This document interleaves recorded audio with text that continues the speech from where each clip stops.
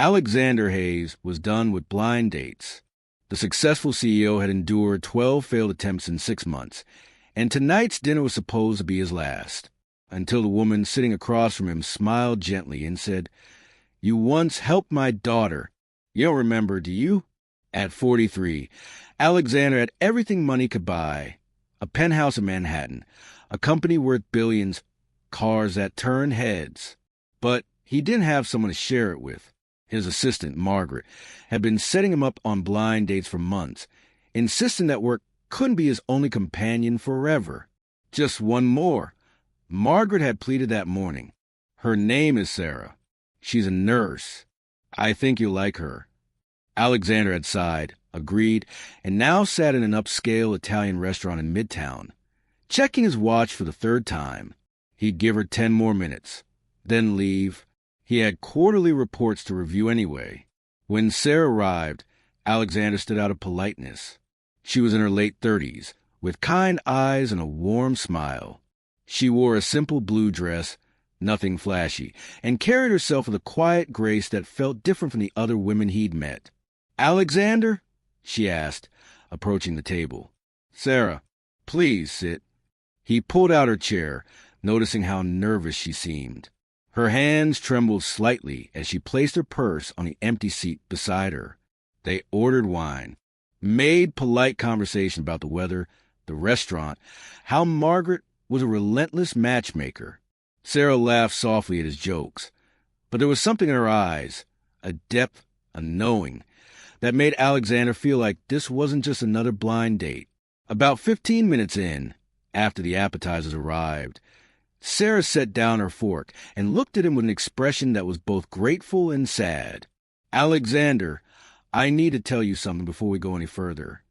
He tensed, expecting her to say she was married, or had second thoughts, or that Margaret had lied about something important. "You once helped my daughter," Sarah said quietly. 7 years ago. You don't remember, do you?" Alexander felt his heart skip a beat. His mind raced through memories, trying to place her. Had he met her daughter through his company's charity foundation? Through a business event? He supported dozens of causes: children's hospitals, scholarship programs, youth mentorship initiatives. "I'm sorry," Alexander said, feeling embarrassed. "I meet a lot of people through my work. Can you remind me?" Sarah's eyes glistened with tears that she quickly blinked away. "It wasn't through your work. It was something much more personal. Something that probably seemed small to you at the time, but for us, it changed everything." Alexander leaned forward, his business persona fading away. This wasn't about networking or charity galas. This was something real, something that mattered. "What happened?" he asked softly. Sarah took a breath, her hands wrapping around her water glass, as if drawing strength from it. "My daughter's name is Emma. 7 years ago, she was 10 years old, and you saved her life." The restaurant noise seemed to fade. Alexander's pulse quickened. "Save her life? How?" "You were just a stranger in the right place at the right time," Sarah said, her voice trembling with emotion. "You probably went home that day and forgot all about it. But we never forgot. We never could." Alexander sat back in his chair, his mind spinning. 7 years ago. What had he done 7 years ago that could have saved a child's life?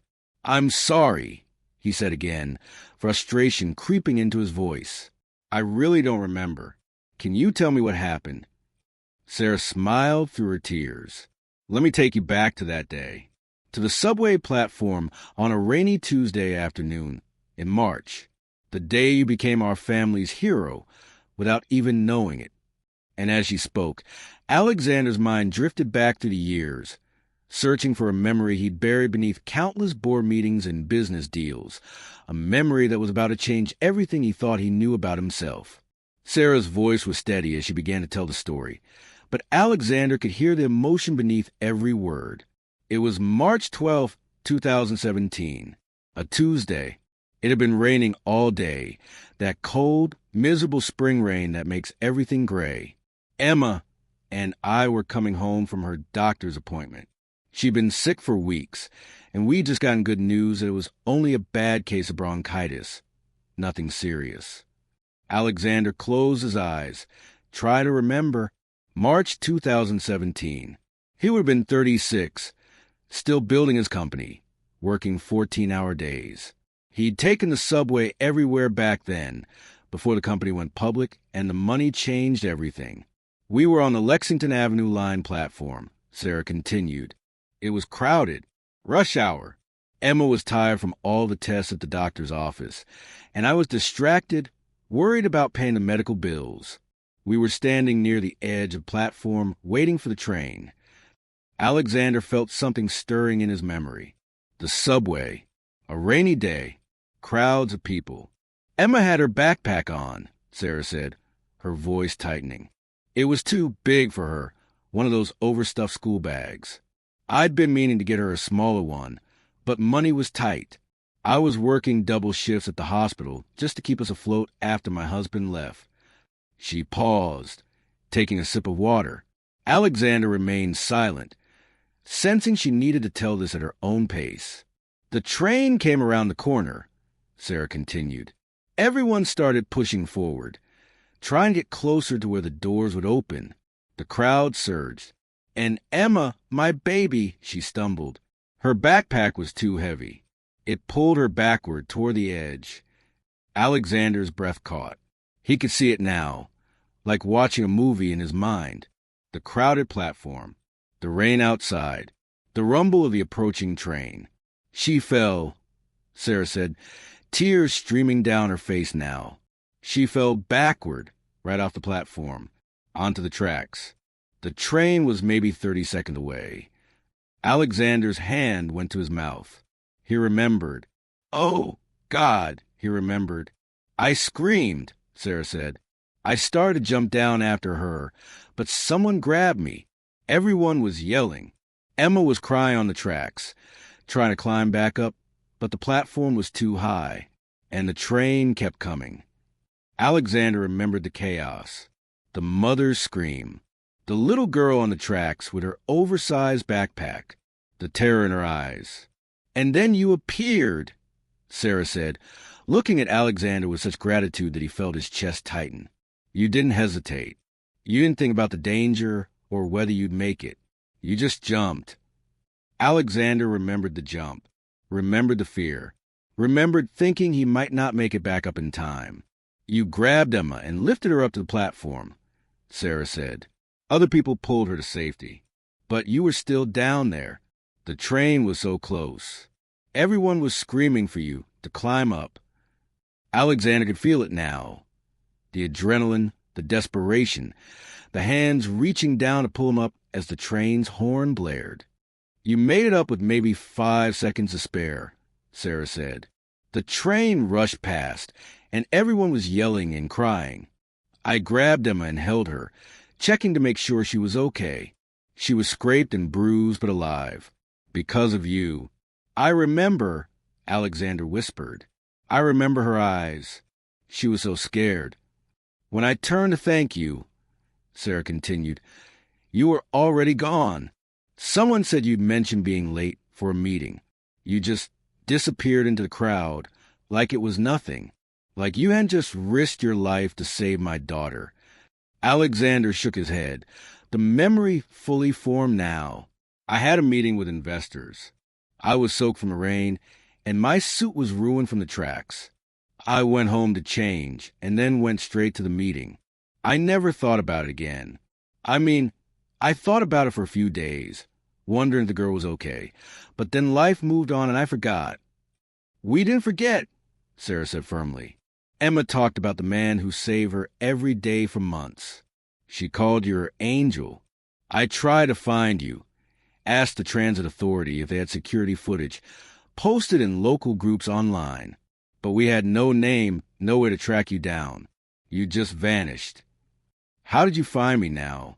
Alexander asked. I didn't, Sarah said. Margaret did. Or rather, fate did. Margaret and I work at the same hospital. We became friends. She was always talking about her boss who needed someone in his life. She showed me your picture one day, and I froze. I knew that face.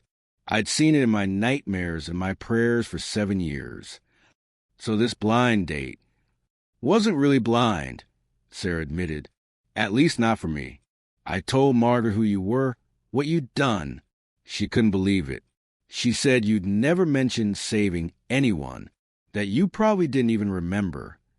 I didn't, Alexander said, shame coloring his voice. How could I forget something so important? Because to you it was just a moment, Sarah said gently. But to us it was everything. They sat in silence for a moment, the weight of the story settling between them. The restaurant continued its rhythm around them, waiters serving food, couples laughing, wine glasses clinking, but in their corner, time seemed suspended. Where's Emma now? Alexander asked, his voice thick with emotion. Sarah's face lit up with a smile that transformed her. She's 17 now, a senior in high school. She's applying to colleges, wants to study engineering. She's brilliant, Alexander, kind and brave and full of life. All because you raised her well, Alexander said. All because you gave her the chance to grow up, Sarah corrected. Do you know what would have happened if you hadn't been there? If you'd been in a different subway car, or left work 5 minutes earlier, or decided to take a taxi that day? Alexander felt tears burning his eyes. Don't. I think about it all the time, Sarah said. The randomness of it, the miracle. You were exactly where you needed to be, exactly when you needed to be there, and you didn't hesitate. I just acted on instinct, Alexander said. I saw a child in danger, and I reacted. Anyone would have done the same. But they didn't, Sarah said firmly. There were dozens of people on that platform. Most of them froze. Some screamed. Some turned away because they couldn't bear to watch. But you jumped. You risked everything to save a little girl you'd never met. Alexander wiped his eyes, not caring that people might see a CO cry in a restaurant. I'm not a hero, Sarah. I just did what felt right. That's what makes you a hero, Sarah said. You didn't do it for recognition or reward. You just did it because a child needed help, and then you walked away without even giving your name. I'm glad she's okay, Alexander said. I'm glad she's thriving. That's all that matters. She wants to meet you, Sarah said suddenly. She's been hoping for this for 7 years. When Margaret told me she'd finally convinced you to go on one more blind date, and that it would be with me, Emma cried. She said it was fate bringing us back together. Alexander felt his heart swell. I'd love to meet her. She's actually here, Sarah said, glancing toward the restaurant entrance. She's been waiting at the coffee shop next door. I told her I needed to tell you the story first, to see if you remembered, to see if you'd even want to see her. Of course I want to see her, Alexander said, standing up. Please bring her in. Sarah pulled out her phone and sent a quick text. Within 2 minutes, the restaurant door opened and a teenage girl walked in. She had Sarah's kind eyes and warm smile, but there was a confidence about her, a strength that came from surviving something terrifying and coming out the other side. When Emma saw Alexander, her eyes filled with tears. She walked slowly to their table, and Alexander met her halfway. Hi, she said, her voice trembling. I'm Emma. Hi, Emma, Alexander said. I'm so glad you're okay. And then the 17-year-old girl, who'd been 10 years old the last time he'd seen her, threw her arms around him and hugged him tight. Alexander hugged her back, feeling tears stream down his face. Thank you, Emma whispered. Thank you for saving my life. Thank you for jumping. Thank you for not walking away. Alexander couldn't speak. He just held her, this young woman whose life he'd saved and then forgotten about, and felt something crack open in his chest, something that had been closed for years. When they finally pulled apart, the three of them sat at the table together. Emma told him about school, her college applications, her dream of designing bridges. I want to build things that connect people, she said. Safe passages, like you were for me that day. Alexander listened, asking questions, genuinely interested in this remarkable young woman. Sarah watched them with tears of joy streaming down her face. You know what's funny? Emma said at one point, I used to draw pictures of you. I'd try to remember your face, the way you looked when you reached down to grab me. I was so scared, and then I saw your hand in your face, and you looked so determined, like nothing was going to stop you from getting me out. I wasn't going to let anything happen to you, Alexander said simply. I know, Emma said. I could see in your eyes.